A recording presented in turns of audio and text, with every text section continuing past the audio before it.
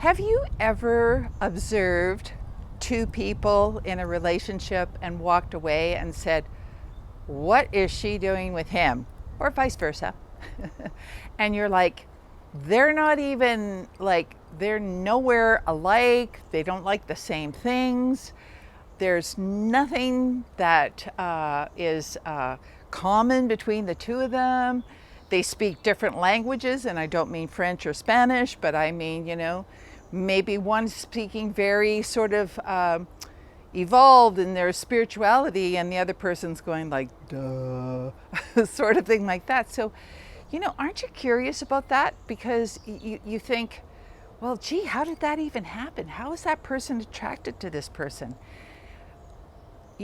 There are so many different types of personalities that we develop in our lives. And of course, a big one is the narcissist, right? And so the narcissist can be very manipulative. In other words, the narcissist can talk you into anything. We say talk a bird out of a tree, or sell ice to the, indigenous people. But you know what I mean, right? They're so good at just weaving a story, and sort of like pulling you in until you are in there, and all of a sudden 3 years later you wake up one day and say, "Oh my God, my life's a mess. What have I done?"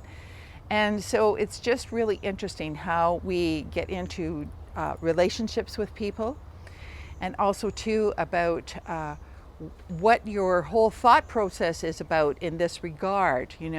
So you can, if you have, let's say, a certain belief system around religion, let's say, and it's you always hear unconditional love and love them anyway and everything, and I find that very fascinating because I want to say, that's the illusion of compassion.